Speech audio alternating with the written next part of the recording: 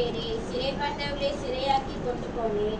தேவனாகிய கர்த்தர் மனுஷருக்குள் வாசம் பண்ணும் பொருட்டு துரோகிகளாகிய மனுஷர்களுக்காகவும் வரங்களை பெற்றுக்கொண்டேன். அடுத்த வசனமா 19. என்னாலும் ஆண்டவருக்கு ஸ்தோத்திரம் உண்டாவதாக, நம்மேல் பாரம் சுமத்தினாலும் நம்மை ரட்சிக்கிற தெய்வம். இன்றைக்கு இந்த வசனங்களை நம்ம அனுபவிச்சுட்டு இருக்கிறோமா? நமக்காக ஒருவர் ஏறினவராக காணப்படுகிறார் உன்னதத்திற்கு. எத்தனை பேர் விசுவாசிக்கிறீங்க? நமக்காக ஏற்கனவே அதுக்கு முன்னாடி தாழ்விடங்களில் இறங்கி நமக்காக சிலுவையில் அறையப்பட்டவர் இருக்கிறார். அவர் யார்? அவர் தான் இயேசு. ஹல்லேலூயா. உங்களுக்காக யாருமே இல்லை, நீங்க ஃபீல் பண்ணவே பண்ணாதீங்க. இன்னைக்கு இந்த ஆசீர்வாதத்தை முதல்ல நான் உங்களுக்கு சொல்றதுக்கு காரணமே இந்த விடுதலையின் ஆசீர்வாதத்தை நம்ம அனுபவிச்சுட்டு இருக்கிறோமா? இன்னைக்கு சிறைப்பட்டவர்கள், அந்த வசனத்தை வாசிங்கன்னா எபேசியர் 4:8, ஆதலால் அவர் உன்னதத்திற்கு ஏறி சிறைப்பட்டவர்களை சிறையாக்கி. நீங்க எல்லாம் கவனிக்கணும். நம்ம எல்லாருமே ஒரு காலத்துல பாவத்துல, பயத்துல, என்னென்னத்துல நம்ம சிறையாக்கப்பட்டிருப்போம். கரெக்டா? பாவத்துல, பயத்துல, சாபத்துல, பலவிதமான காரியங்கள சிறையாக்கப்பட்டவர்களா போல வாழ்ந்துட்டு இருந்திருக்கலாம். அக்கிரமம், அதான் பாவம் அக்கிரமம் எல்லாம் ஒண்ணுதான். இவைகளால பாதிக்கப்பட்டவர்களாக, அதில் அகப்பட்டவர்களாக இருந்திருக்கலாம். ஆனால் அக்கிரமம் அது எல்லாவற்றிலிருந்தும் உங்களை விடுதலையாக்கி அவருடைய அன்பெனும் சிறைக்குள் நம்மளை வைத்திருக்கிறார். எத்தனை பேர் விசுவாசிக்கிறீங்க? ஆசீர்வாதத்தின் சிறைக்குள் வைத்திருக்கார். அதுல இருந்து யாருமே உங்க மேல கை வைக்க முடியாது. ஆனா இது உண்மையிலேயே இந்த ஆசீர்வாதம் அனுபவிக்கிறோமா? இன்னைக்கு மறுபடியும் எத்தனை பேருக்கு பாவம், பயம் எல்லாருக்கும் வருதா மறுபடியும்? அப்ப நம்ம இந்த ஆசீர்வாதத்தை ஒரு ஏன் இன்னைக்கு காமிக்கிறாருன்னா, இன்னைக்கு தேவனுடைய அறிந்த பிள்ளைகளே இந்த விடுதலையின் ஆசீர்வாதத்தை நம்ம இன்னைக்கு அனுபவிக்கிறதான்னு பாக்குறப்போ ஒரு கேள்விக்குறியாக வந்து நிற்கிறது. கரெக்டா இல்லையா?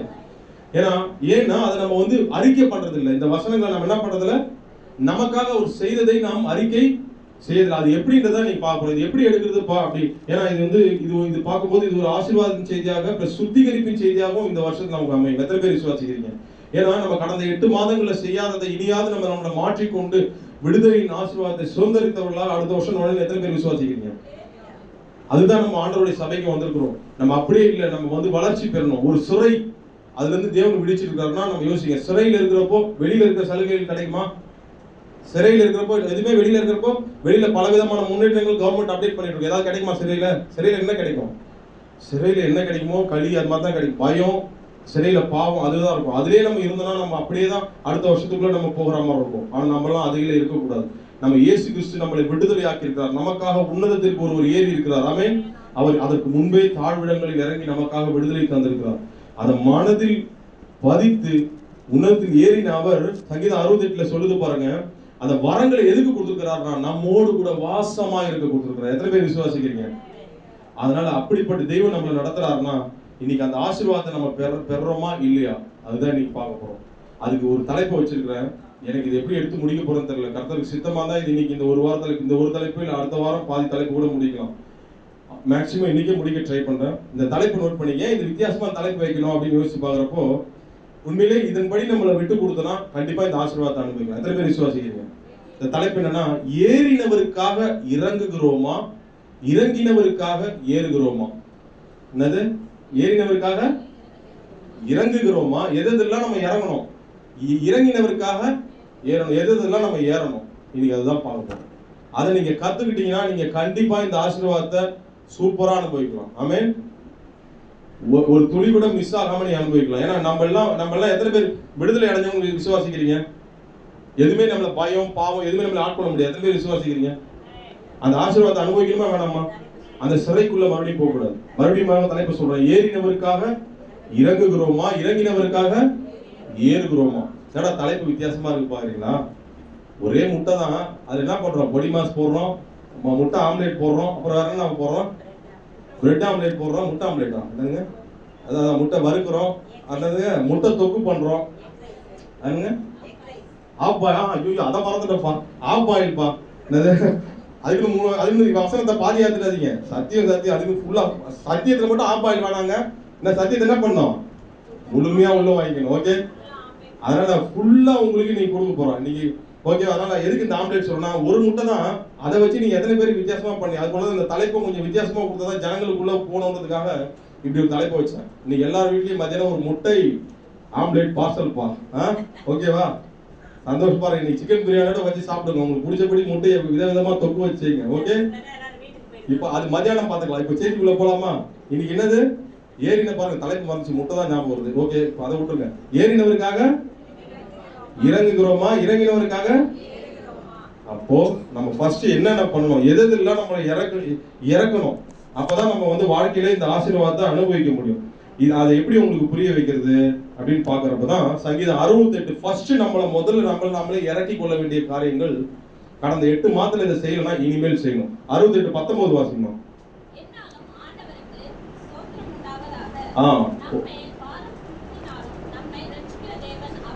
முதல்ல நம்ம வந்து நமக்காக ஏறி உன்னதங்கள்ல வரங்களை பெற்று நமக்கு நம்மோடு வாசம் செய்கிற அந்த தெய்வத்துக்கு அந்த 68:19 என்ன போடப்பட்டிருக்கு?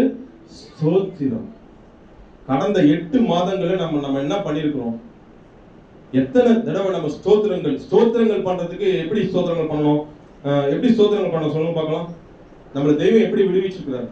எவ்வளவு பெரிய ஒரு எகிப்துல பாவத்துல சிக்கிக்கொண்ட ஜனங்களை சிறையிருப்பிலிருந்து அதை மையப்படுத்தி தான் சங்கீதம் 68:18 ஆண்டவர் சொல்லியிருக்கிறார்.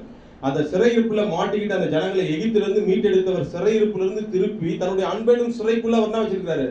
வைத்திருக்கார். சிறைப்பட்டவர்களை சிறையாக்கி, அப்ப அவங்களை அங்கிருந்து மீட்டெடுத்த தேவன் அதற்கு ஒப்பனையாக பவுல் இங்க சொல்லியிருக்கிறார். அந்த வசனத்தை மேற்கோள் காட்டி தான் இங்க சொல்லியிருக்கிறார் பவுல் எபேசியர்ல சொல்லியிருக்கிறார். அப்போ அந்த சிறைப்பட்டவர் நம்மளை விடுதலை ஆக்கியிருக்காருன்னா முதல்ல நாம என்ன பண்ணணும்?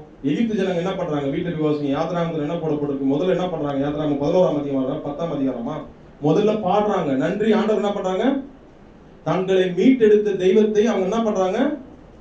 ஸ்தோத்தரிக்கிறாங்க. அந்த ஸ்தோத்திரம் என்ன ஒண்ணு, அவங்க முதல்ல ஸ்தோத்திர பாடலா வந்துச்சு, நாளடைவில் அது புலம்பல் பாடலா அவங்க வாழ்க்கையில போயிடுச்சு. அதனால மறுபடியும் சிறைகள் அவங்க வாழ்க்கைக்குள்ள வர ஆரம்பித்தது. நான் ரொம்ப அதுக்குள்ள போகல. எல்லாருக்கும் தெரிஞ்ச யாத்ராகமம் 11ஆம் அதிகாரம் நோட் பண்ணி வீட்டுல கூட போய் வாசிங்க. 11 ஒரே நிமிஷம்.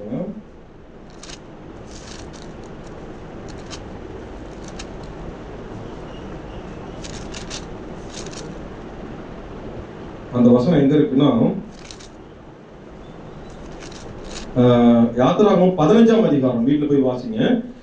அப்பொழுது அந்த இஸ்ரவேலில் இருந்து சிறையிருப்பிலிருந்து மீட்டதற்காக அந்த இஸ்ரவேல் ஜனங்க பாடுறாங்க. அப்பொழுது மோசேயும் 15:1 யாத்ராகமம் 15:1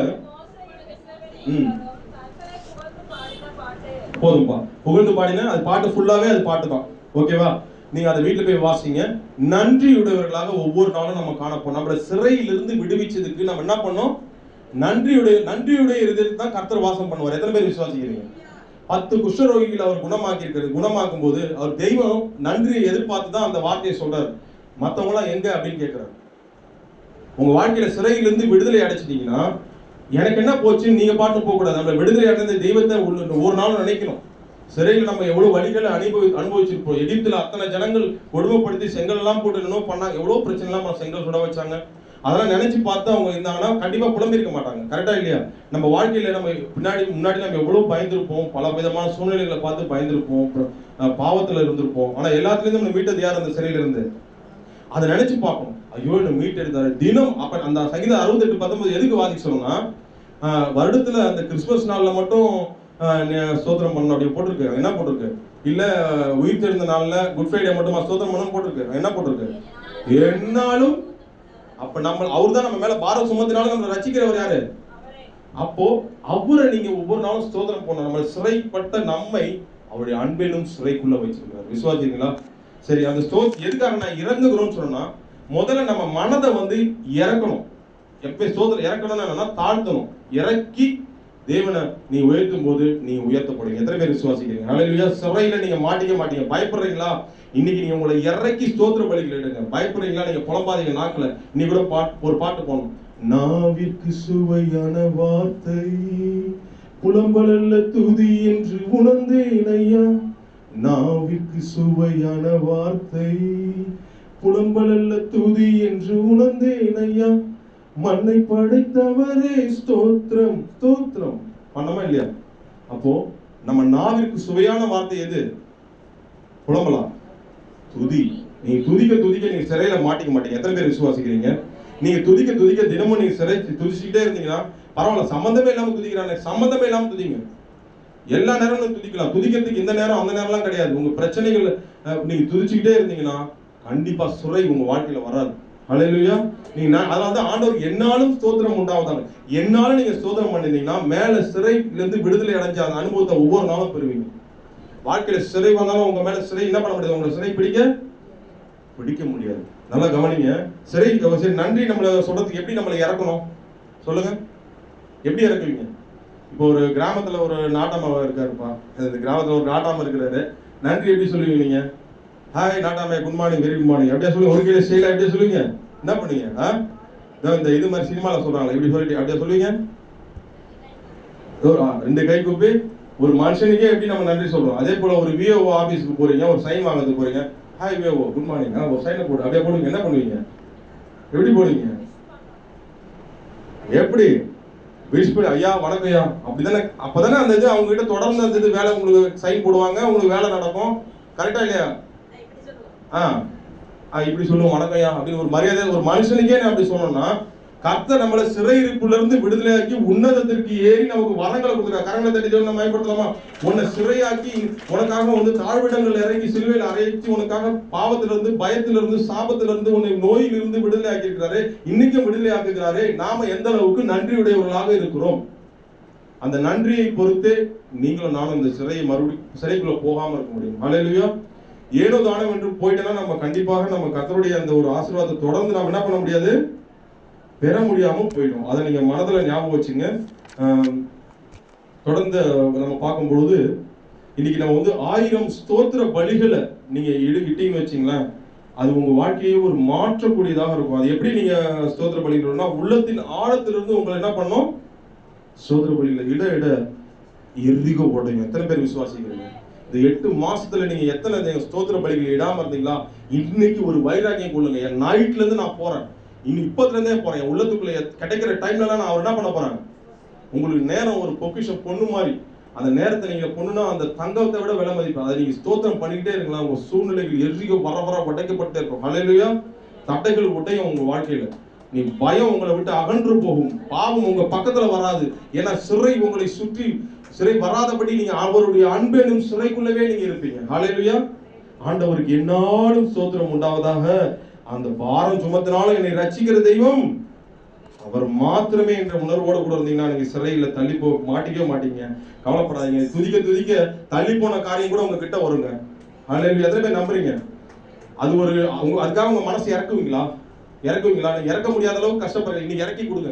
தாழ்த்தி உங்க கர்த்தருடைய சமூகத்துல ஒரு நாட்டாமைக்கு இப்படி நம்ம கை வச்சு வணக்கம் சொல்லணும். கர்த்தருக்கு நம்ம எப்படி தாழ குனிவோமா குனிய மாட்டோமா? கர்த்தருக்கு முன்னாடி தாழ குனிஞ்சு, நீங்க வீட்டுல யாருமே இல்ல, தாழ குனிந்துருங்க அவர் பாதத்துல. ஆண்டவரே என் பிரச்சனையை பயத்தெல்லாம் தூக்கி கொடுப்பான்னு சொல்லி, பாவத்தை தூக்கி கொடுப்பான்னு சொல்லி பாருங்க, அவர் நீக்கிறாரா இல்லையா பாருங்க. ஹல்லேலூயா. தாழ விழ கர்த்தர் உங்களை ஆசீர்வதிப்பார். ஹல்லேலூயா. கர்த்தருக்கு முன்னாடி பணிய நீங்க உயர்ந்து கொண்டு போவீங்க. கர்த்தருக்கு முன்னாடி உங்களை இறக்க அவர் உங்களை உயர்த்தி கொண்டே போவார். எத்தனை பேர் விசுவாசிக்கிறீங்க? ஏறுகிறவருக்காக நமக்காக இறக்க முடியாதா? நம்ம நன்றி படைக்க நம்ம இறக்க முடியாதா? அதை விட என்ன பெரிய பிஸியான ஷெட்யூலான வேலை, எல்லாத்தையும் தூக்கி போட்டு என் கர்த்தருக்கு முன்பாக பணிந்து நான் அவரை உயர்த்தினேன்னு சொல்லிப்பாங்க. வாழ்க்கையை மாற்றுவார். ஆமென். எவ்வளவு நல்ல தெய்வம் நமக்கு உண்டு. அதனால அவர் காசா கேட்டாருங்க உங்ககிட்ட, அந்த 10 குஷரை கிட்டே இருக்கு, காணிக்க கொடுக்காம போயிட்டாங்க சொன்னார் அவரு. என்னப்பா அவர் திரும்பி ஒரு நன்றி கூட சொல்லாம போயிட்டாங்க. 9 குஷரை வைக்கணும். அதுதானே அவர் எதிர்பார்க்கிறாரு. நன்றியை எதிர்பார்க்கிறார். கொடுப்போமா? அது சொல்ல முடியாது நம்மளால. எல்லாரும் இப்ப சொல்லுங்க பாக்கலாம். சேனைகளின் கர்த்தருக்கே மகிமை உண்டாவதாக, ஸ்தோத்திரம் உண்டாவதாக. ஹல்லேலூயா. அவ்வளவுதான். இதை நம்ம சொல்றதுக்கு என்ன ஆக போகுது? ஓகே, மனசுல ஞாபகம் வச்சுங்க. உங்க ஸ்தோத்திர பலிகள்னால நீங்க எரியோ கோட்டையை கூட நீங்க உடைக்கலாங்க. நீங்க ஸ்தோத்திரம் பண்ண போன தள்ளி போன காரியம் வரும்னு நான் சொன்னேன். அதே போல கிட்ட இருக்கிற பாவமும் பயமும் உங்களை விட்டு விலகி போகும். எத்தனை பேர் நம்புறீங்க? நீங்க ஸ்தோத்திரம் பண்ண உங்களை இறக்கி கிட்ட இருக்கிற பாவம், பயம், எல்லா பிசாசுனுடைய போராட்டம்லாம் விலகி ஓடுறதை நீங்க பார்ப்பீங்க. ஆமென். அதை மனதில் ஞாபகம் வச்சுங்க. ஒரு பாருங்க, ஸ்தோத்திர பலிகள்னால நீங்க ஒரு எரியோ கோட்டையை கூட உடைக்கலாங்க. ஆனா புலம்பல்னால ஒரு கோழி குண்டு கூட கட்ட முடியாது. என்னது கரெக்டா? என்னடா இப்படி சொல்றாரு பாருங்களா? ஸ்தோத்திர பலிகள்னால எரியோ கோட்டையை உடைக்கலாம். ஆனா உங்க புலம்பல்னால ஒரு கோழி குண்டை கூட, நான் கோழி குண்டு கட்டது யாத்திரை பார்த்து சொல்ல வர, கோழி குண்டு கட்டிட்டு அது நீ கோழி குண்டை கட்டினா பாம்பு வருமோ, புலம்பிட்டே இருந்துன்னு வச்சுங்க, கோழியை பிடிச்சிருமோ, முட்டையை பிடிச்சிருமோ, தோணாதா? அந்த புலம்பிக்கிட்டே இருந்தீங்கன்னா கோழி குண்டு கூட உங்களால, நாங்கெல்லாம் அனுபவிச்சிருக்கோம். கருப்பு கோழிலாம் முன்னாடி வளர்த்தோம் சின்ன வயசுல, ஞாபகம் வந்து, அதனால தான் அந்த ஒரு எக்ஸாம்பிள் சொன்னோம். ஆசையா வளர்த்த ஒரு கருப்பு கோழி மூஞ்செல்லாம் ஒரு கீழ்ப்புள்ள பிடிச்சிட்டு போயிடுச்சு, கோழி குண்டு சரியா கட்டான். அப்ப எதுக்குன்னா, உதாரணத்துக்கு தான் சொன்னேன். நம்ம ஸ்தோத்திர பலிகள் நம் வாழ்வை கட்டும். ஹல்லேலூயா. உங்க புலம்பல் உங்கள் வாழ்வே, நம்ம மனசை இறக்கி தேவனை துதிக்க பழகுங்க. ஹல்லேலூயா.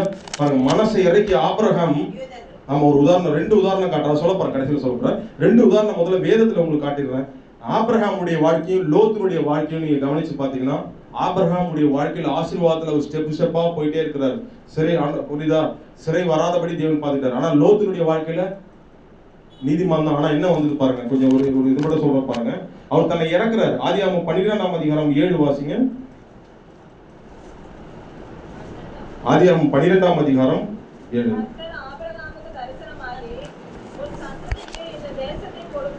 8 கூட வாசிக்கமா?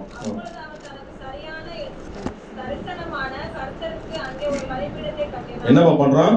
தனக்கு தரிசனமான தெய்வத்துக்கு என்ன பண்றான்? உடனே தன்னை ஆசீர்வதிக்கிறேன்னு சொன்ன அந்த தெய்வத்துக்கு உடனே நன்றி பலி செலுத்தி அங்க துதி என்ன சொல்றாரு? பலியிட்டு ஆண்டவர் நன்றி செலுத்துறாரு பாருங்க. அதே போல ஆதியாகமம் 13ஆம் அதிகாரம் எடுத்துங்க, 9ஆம் வசனம், ஒரு நிமிஷம். 13ஆம் அதிகாரத்துல வாசிமா? இல்லப்பா சாரி ஆதியாகமம் 13 இல்லையா? இதுல அப்புறம் இதுல ஒரு பொண்ணு வாசிமா? ஆதியாகமம் 13:2 வாசிங்க.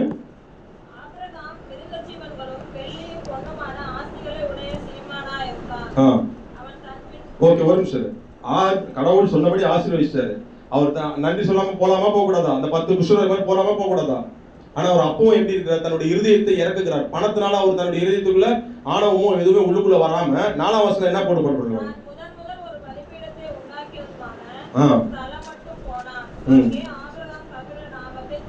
ஆபிரகாம் கர்த்தருடைய நாமத்தை நன்றி உணர்வு. பாத்தீங்களா? தன்னுடைய தெய்வம் தனக்காக ஆசீர்வதிக்கிறது. இந்த சிறையிலிருந்து அப்பா இல்ல, எல்லாமே ஒரு வாழ்க்கையே போயிட்டு இருக்கும். அப்பா இறந்த பிறகு கூட்டிட்டு வந்து தன்னை பாதுகாத்து சிறையை புறாம பாதுகாத்து வந்து மீட்டு எடுத்து கொண்டு வர அந்த தெய்வத்துக்கு ஒவ்வொரு பகுதியிலையும் தன்னுடைய நன்றியை இறக்கி யார் செஞ்சா? ஆபிரகாம் கொடுத்தார். ஹல்லேலூயா. அதனால தான் அவருடைய ஆசீர்வாதம் எப்படி இப்படி போயிட்டே உயர்ந்துகிட்டே போகுது. அந்த மாதிரி எத்தனை பேருக்கு வேணும் ஆசீர்வாதம்? வாழ்க்கையில இந்த பயம் சுரை எல்லாவற்றிலும் விடுவித்து உங்களை மென்மேலும் அவர் ஆசீர்வதிப்பார். ஆனா நீங்க செய்ய வேண்டியது நன்றி உணர்வு. நன்றி உணர்வோடு கூட ஒவ்வொரு பகுதியிலும் ஆண்டவர் நன்றி உணர்வு வெளிப்படுத்துங்க. ஹல்லேலூயா. லோத்து கூட தான் கூடவே இருந்தார். அவர் கூட, ஆனா அவரை பத்தி எதுவும் ஸ்பெசிபிக்கா வேதத்துல போடப்படல. அவர் கூட தான் இருந்தாரு, ஆனா ஸ்பெசிபிக்காக அவரை பத்தி நன்றியை வெளிப்படுத்துறதுக்கோ எதுவுமே போடல. ஆனா அவர் வாழ்க்கையில ஒரு சிறை வந்துச்சு. என்ன சிறை வந்து சொல்லுங்க பார்க்கலாம். தேவையில்லாம போய் இதுல அந்த வசனம் வாசிங்கன்னா, அதுல வாசிங்கன்னா 10ஆம் வசனம் வாசிங்க. 13:10.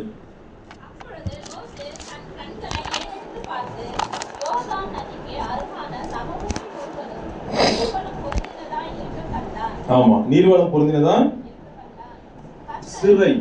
சொல்லுங்க சிஸ்டர்.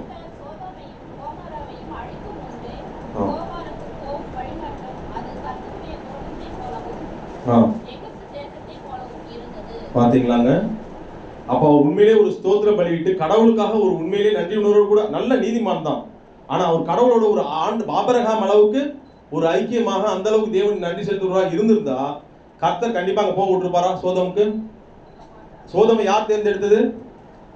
உள்ளத்துக்குள்ள நன்றி உணர்வு கடவுளோடவே இருந்திருந்தாருன்னா கண்டிப்பாக அவர் சோதமுக்கு போய் தேவையில்லாத அந்த சிறையில போய் மாட்டிருக்க மாட்டார். அப்ப தேவையில்லாம கஷ்டப்பட்டு மீட்க வேண்டியதான். அந்த சிறையில இருந்து யார் மீட்டா? கர்த்தர் அவரை கஷ்டப்பட்டு ஒய்ஃப் வேற போயிட்டாங்க. கரெக்டா இல்லையா? ஒய்ஃப் என்னானாங்க? உப்பு தூண் ஆயிட்டாங்க. தேவையா? கஷ்டப்பட்டு அவரை மீட்க வேண்டியதா போயிடுச்சு.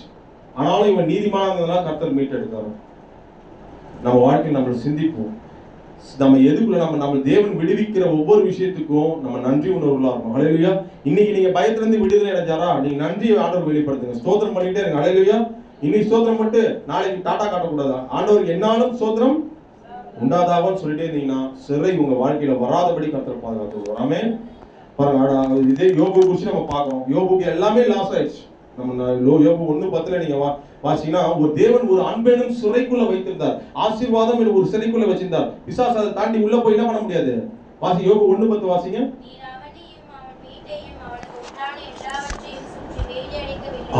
இதுதான் அன்பெனும் சிறை, ஆசீர்வாத சிறை. உங்க வாழ்க்கையில் எப்படி இந்த மாதிரி யாரு வேணும்னு ஆசைப்படுறீங்க? என்னை எதுவுமே தொட முடியாத அளவுக்கு தெய்வத்தினுடைய அந்த ஒரு அரவணைப்புக்குள்ளவே நான் இருக்கணும்னு ஆசைப்படுறீங்களா? எல்லாரும் ஆசைப்படுவீங்களா? அந்த மாதிரி யோபு போல உங்களை ஆசீர்வதிப்பார். ஆமென். ஆனா அதுக்கு நீங்க பண்ண வேண்டியது நன்றியுடையவர்களா இருக்கணும். யோபு எப்படிப்பட்ட நன்றியுடையவர் தெரியுமா? அதுக்கு முன்னாடி வீட்டுல போய் வாசிங்க. 1ஆம் அதிகாரத்துல தன்னுடைய பிள்ளைக்காக கூட சேர்ந்து பலி கொடுத்தார். கரெக்டா இல்லையா? கர்த்தருக்கு நான் அவ்வளவு ஆசீர்வாதம் பெற்றுட்டேன்னு சொல்லிட்டு இஷ்டம் போல அவர் வாழ்றவர் இல்ல. கடவுளுக்கு நன்றி செலுத்துகிறதுல பலி சர்வாங்க தகன பலி, அந்த பலிகள் எல்லாம் கடவுளுக்கு செலுத்திக்கிட்டே நன்றிகளை அவர் செலுத்திக்கிட்டே இந்த தன்னுடைய பிள்ளைக்கு ஏதாவது தப்பு பண்ணிடுவாங்களோ சொல்லிட்டு அதுக்கும் சேர்த்து நன்றிகளை பலிகளை செலுத்துகிறவர்களாக காணப்பட்டார். அப்படிப்பட்ட யோபுனாலதான் ஒரு நாள் ஆசையா தினமும் செலுத்திட்டு மாடெல்லாம் செலுத்துறப்போ ஒரு நாள் செலுத்துறதுக்கு மாடு ஆடு கூட கையில இல்லை, எல்லாமே அவர் விட்டு போயிடுச்சு. கரெக்டா? எல்லாமே அவர் விட்டு போயிடுச்சா இல்லையா? கழுது, மாடு, ஆடு, இப்போ வேலைக்காரவங்க எல்லாரும் விட்டு போயிட்டாங்க. ஐயோ, என் தெய்வத்துக்கு செலுத்துறதுக்கு எதுவுமே கையில கூட இல்லையேன்னு சொல்லி அவர் நின்றுக்கிற வேலையில தான் வாயில சொன்னார், என் தேவன் கர்த்தர் கொடுத்தார், கர்த்தர் எடுத்தார். எத்தனை பேர் சொல்லுங்க ஹல்லேலூயா? எனக்கு 2 சூழ்நிலை வாழ்க்கையில வரும். உங்க வாழ்க்கையில நீங்க நன்றி சொன்னீங்கன்னா சிறை இருப்பே உங்க வாழ்க்கையில ரெட்டத்திலேயே ஆசீர்வாதத்தை திருப்பி நீங்க பெறுவீங்க. வாழ்க்கையில ஒண்ணு கர்த்தர் கொடுப்பார், ஒரு சில சூழ்நிலைகளை எடுக்கிற மாதிரி வரும். ஆனா எடுக்கிறது உங்களை ரெட்டத்திலேயே திருப்பி கொடுப்பார். கரங்கத்தை தேவனை பயன்படுத்தலாமா? எதுக்கும் பயப்படாதீங்க. இல்லாமை, பயம் எதுவும் உங்களை எதுவும் பண்ணலாம். யோபு பயப்படணும்னா எல்லாத்துக்குமே பயந்துருக்கலாம். ஏதாவது பயந்தாரா? கர்த்தர் கொடுத்தா. யூதர்களுக்கு ஒரு பழக்கம் இருக்கு, இதை சொல்லி நான் அடுத்ததுக்கு போறேன். இன்னைக்கு நீங்க அதை ஃபாலோ பண்ணீங்கன்னா நாம இன்னைக்கு கண்டிப்பா ஜெயிக்கணும். யூதர்கள், இன்னைக்கு இருக்கிற யூதர்களை பத்தி பேசியிருக்கிறாங்க. இப்போ சரியா அவங்களுக்கு பொதுவாகவே அவங்களுக்கு ஒரு நேச்சர் என்ன தெரியுமா? கர்த்தரை துதிச்சு துதிச்சு துதிச்சு மயக்கம் போற அளவுக்கு துதிச்சு விழுவாங்க. பைபிள் ஸ்டடியில அதான் சொல்லியிருந்தேன். மயக்கம் போற அளவுக்கு துதிச்சு அவங்க விழுவாங்களாம். ஏன் தெரியுமா? அவ்வளவு கர்த்தர் மேல, கர்த்தர் நீ நல்லவர், மனதுருக்க முடியவர், இறக்க முடியவர், நீ எல்லா மகிமைக்கும் பார்த்துட்டு சொல்லி சொல்லி சொல்லி சொல்லி துதிச்சு என்ன பண்ணுவாங்களாம்? அந்த செவுத்துல நின்றுட்டு அப்படியே தலையை சொல்லி சொல்லி விழுவாங்களாம். அப்படி விழுத்து, நல்லா கவனிங்க, அப்படி விழுகிற அவர்களை எந்த ஒரு ஏவுகணை கூட அவங்கள தொட முடியல. கரெக்டாக இஸ்ரேல் இன்னைக்கு இந்த குட்டி இஸ்ரேலா நீங்க பாக்குறீங்க, அந்த இஸ்ரேல யாருமே அவங்கள தொட, பக்கத்துல எவ்வளவு கண்ட்ரி இருக்கு, எதுவுமே எவ்வளவு ட்ரை பண்ணாங்க, யாருமே எதுவுமே அதை ஏன் கடவுள் அனுமதிக்கல? அந்த துதி ஸ்தோத்திரம் உள்ளத்தின் ஆழத்துல இருந்து கடவுள் அந்த அவங்க துதிக்கு முன்னாடி நம்ம நிக்க முடியுமா? மயக்கம் போற அளவுக்கு துதிப்பாங்க. அப்ப நம்ம அந்த அளவுக்கு எல்லாம் துதிச்சிருக்கோமா? துதிச்சு என் தெய்வம் தான். நம்ம மயக்கம் போற அளவுக்கு போனா நம்ம அழைச்சலாம், மனிதன் தெரியும், அவன் ஏமாத்துற மனிதன் நோக்கி போலாம். மயக்கம் போற அளவுக்கு நீங்க துதிச்சு பாருங்க, உங்க வாழ்க்கையை மாத்துற பயம், பாவம் எல்லாவற்றையும் விடுதலையாக்கி உண்மையான சமாதானத்தை, சந்தோஷத்தை கற்றுக்கிறாங்க. ஹல்லேலூயா. அப்ப நீங்க முதல்ல உங்க மனசுல எதை இறக்கணும்? நன்றி செலுத்த உங்க இருதயத்தை இறக்கணும். ஹல்லேலூயா.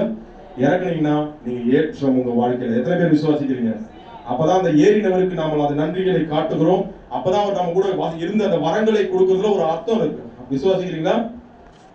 அடுத்தபடியாக எதுல இறக்கணும்னா ஈகோல வந்து நம்ம இறக்கணும். இது குறித்து ரொம்ப பார்க்க வேண்டாம், ஏன்னா இது நமக்கே தெரியும். ஈகோனா உங்களுக்கு வாழ்க்கையில உயர முடியாம இருக்கிறதுக்கான மிக முக்கியமான காரணம் என்ன? சுயம், ஈகோ. இது எனக்கு தான், எனக்கு நான் நான் நான் நான் என்கிற வார்த்தை அதிகமா வந்தாலே நம்ம கவனமா இருக்கணும். நான் என்கிற வார்த்தை யார் சொன்னா? நான் என்கிற வார்த்தை யார் சொன்னா? சாத்தான். லூசிபர் என்கிறவன் என்ன சொன்னான்? நான் நான் நான் வானத்துக்கு ஏறுவேன், தேவனுடைய சிங்காசனத்துக்கு மேலாக சிங்காசனத்தை என்ன பண்ணுவேன்? அவனா நான் கடைசியில இறங்கு ஏறினவருக்காக இறங்கணும். ஆனா இவன் என்ன பண்ணான்? கர்த்தருக்கு மேல என்ன பண்ணான்? தன்னை உயர்த்த பார்த்தான். வாழ்க்கையில நம்ம ஈகோ நமக்குள்ள இருந்துச்சுன்னா உயர முடியாது. வசனம் இப்படியாக சொல்லுது, தன்னைத்தான் உயர்த்துகிறவன் தன்னைத்தான் தாழ்த்துகிறவன். அப்ப நம்ம இந்த விஷயத்துல ஈகோ, நம்ம எந்த விஷயத்துல நம்ம ஈகோ இருக்கு? லூசிபர் தான் அதுக்கு பெரிய உதாரணம். அவன் எப்படி சாத்தானா மாறினான் பாருங்க. இன்னைக்கு சிறைப்பட்டவர்களை சிறையாக்குறாருன்னா, நம்மளை வந்து மீட்டெடுக்கிற அவர் அன்பின் சிறைகளை வச்சிருக்காருன்னா, இன்னைக்கு மீட்டெடுக்க முடியாத ஒரு நபர் இருக்கான். யார் சொல்லுங்க பார்க்கலாம்? இன்னைக்கு மீட்டே எடுக்க முடியாத அளவுக்கு ஒரு சிறையில இருக்கிற ஒரு ஆள் இருக்கிறாங்க. யார் சொல்லுங்க? சாத்தான். நம்மளாம் அப்ப மீட்பாரா மீட்க மாட்டாரா? அவனை குறிச்சு இந்த வசனம் கிடையாது. எபேசியர் 4:8. அவனுக்கு இந்த வசனத்துல உரிமை அல்ல, அவனுக்கு தீர்ப்பு நியமிக்க பட்டு விட்டது. ஆனா நமக்கு அப்படி கிடையாது.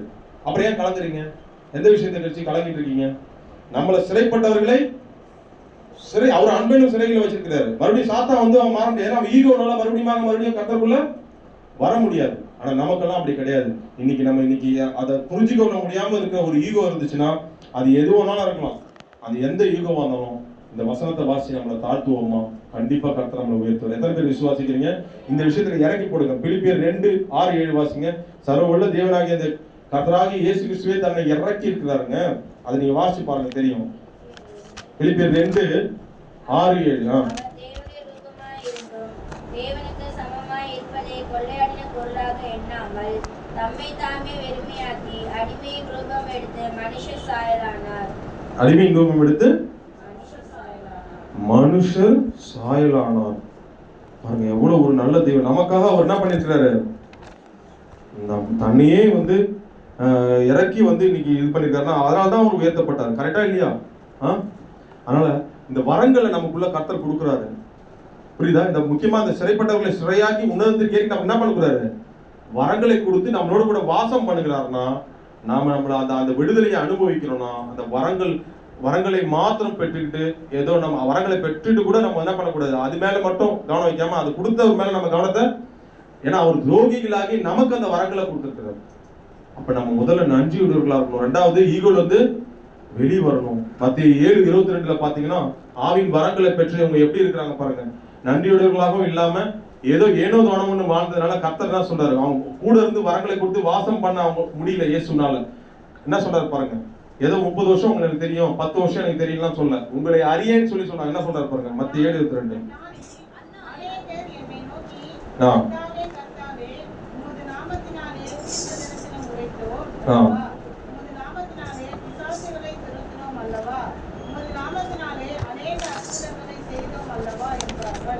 பாத்தீங்களா, அநேக அற்புதங்களை செய்தோம் அல்லவா என்று சொல்லுவார்கள். ஆனா கர்த்தர் என்ன சொல்றாங்க,